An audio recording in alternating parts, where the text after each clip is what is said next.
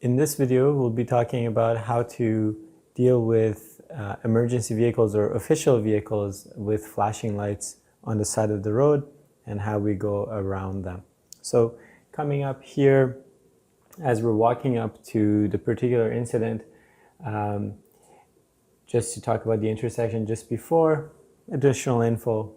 You can see we've got a 4-circle light. It's hard to see with the sun glare there, but there are 4 circles on this light. And so if you were in this left turn lane as you're approaching, you would realize, hey, I've got a green light, but no advance arrow. So I should go into my waiting position with my back wheels in the middle of the crosswalk.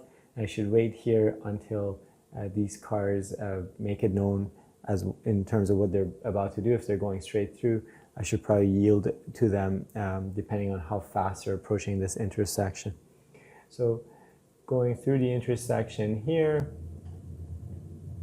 very first sign we're coming up to is this sign here telling us that there's a bike lane here beside us. And as we go further here, we've got another sign. It says center lane is a 2-way left turn lane. So that we've got the travel lane here, this is the center lane, and this is the oncoming traffic lane. So they're telling us pretty much the same thing that's drawn on this center lane here, which are these arrows. They're telling you you can come into this lane if you're turning into a driveway. Similarly, the vehicles approaching from the other direction can come into this lane to make a turn into one of these driveways here. Now, you don't want to drive for an extended period of time in this lane, right? You want to kind of come in closer to where you're going to be turning into, so that if someone else is approaching, they too can make use of this lane. So coming up here, we can see the lights flashing on this police vehicle, and there seems to be a tow truck up ahead. And so the maximum speed limit when you're passing an official vehicle like this is 40 in the city or 70 on the highway. Now, we're going to be moving over to give them as much room as possible. They recommend giving them 1 lane between us.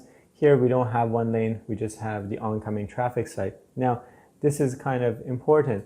If you see up here, we've got a red light, so we know chances are there's probably no one coming through at this particular instance, except for people that might have just turned right onto this road, or perhaps people turning left from the crossroad onto this road.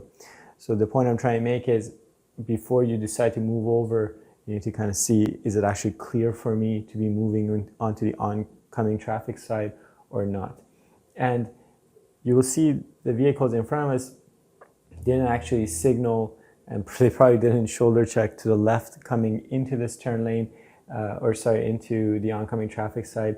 But you should always make sure that you signal, shoulder check to the left if you're going around the obstruction, and as you're passing the obstruction, you would signal and shoulder check to the right to come back to your side. This is important because you don't know if, as you're passing these vehicles here, if, say, this tow truck is about to leave that particular area. Now, when you see a police vehicle and a tow truck and a vehicle in between them, they're probably going to get towed. There are several reasons why a vehicle might get towed. One could be impaired driving, so if you're driving under the influence. The other reason is if let's say your insurance expired and you didn't realize that you're driving without insurance, it's a pretty hefty fine, and they would tow you on the spot. The other things that can cause an immediate tow is excessive driving or reckless driving.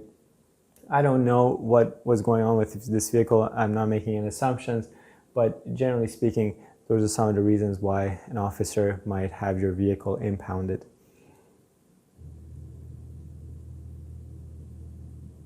And then, as you can see, we come back to our side after the obstruction.